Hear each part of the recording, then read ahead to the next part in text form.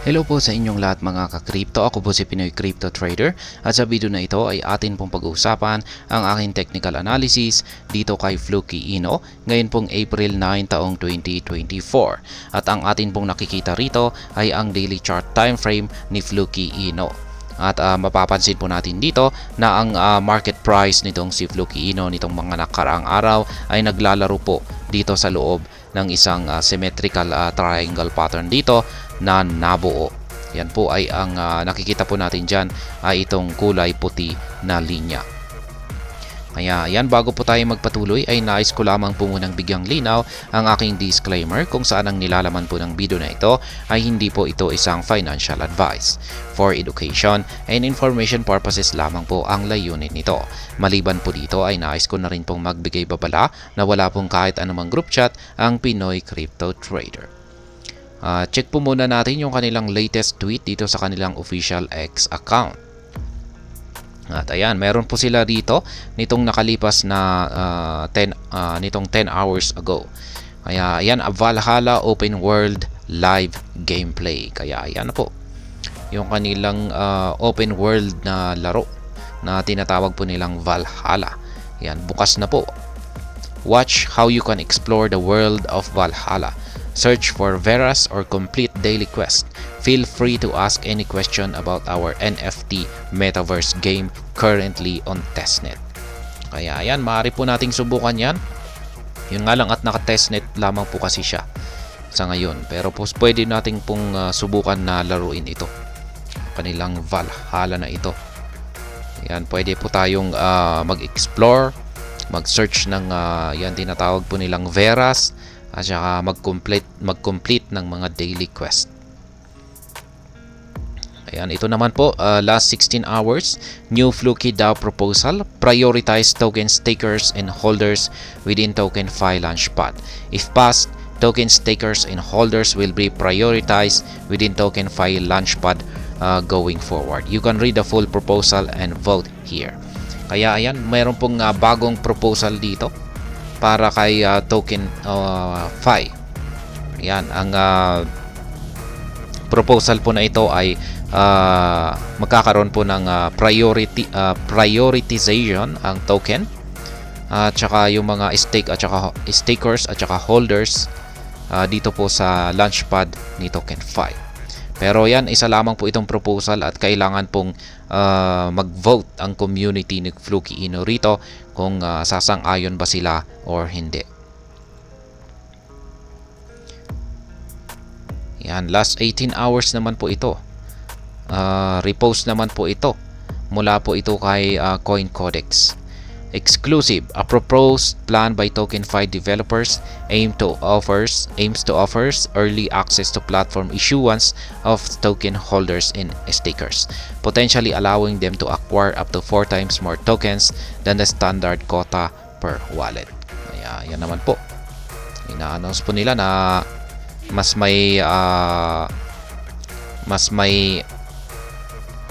benefits po ang mga holders at saka stakers ng token, sapagkat ayon po rito ay meron po silang parang mas makakabili po sila ng 4 na beses na mas malaking tokens kumpara sa mga gumagamit ng standard wallet.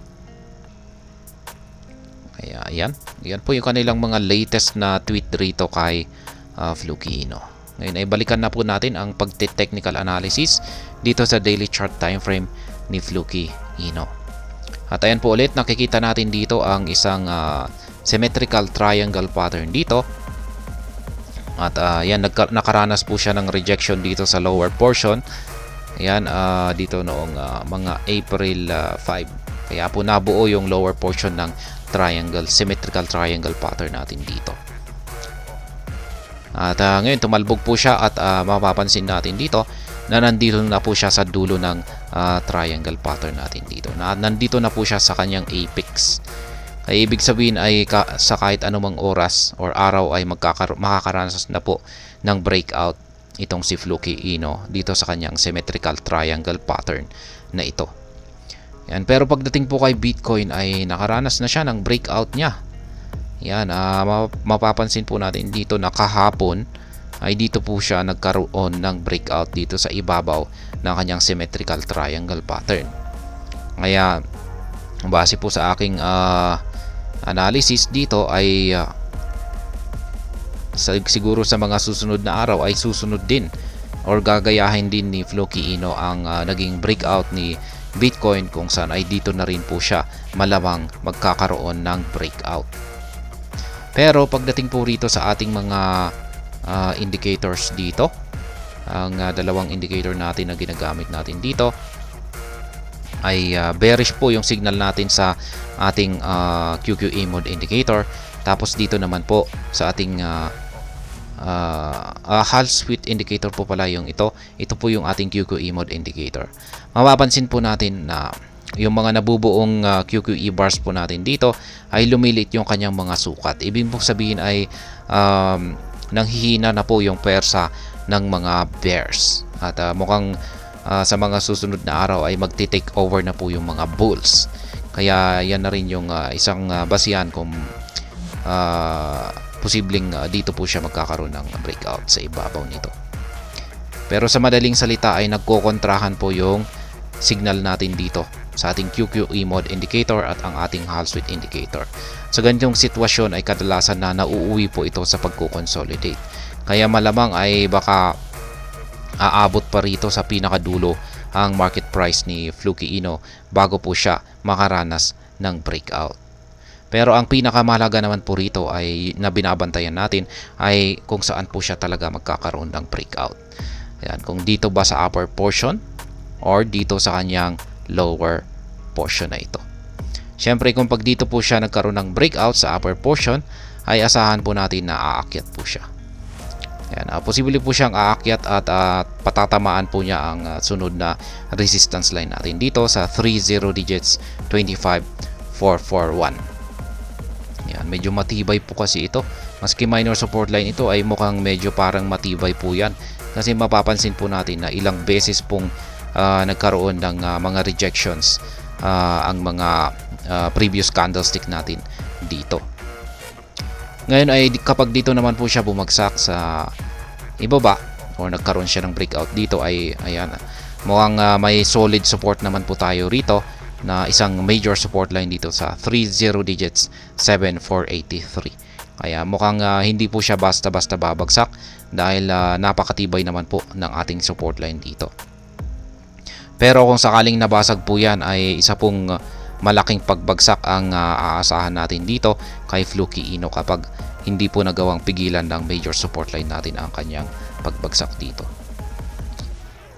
At ayan, pagdating naman po sa pag-spot trading natin dito kay Floki Ino ay hindi pa rin po natitrigger yung ating buy pending order dito.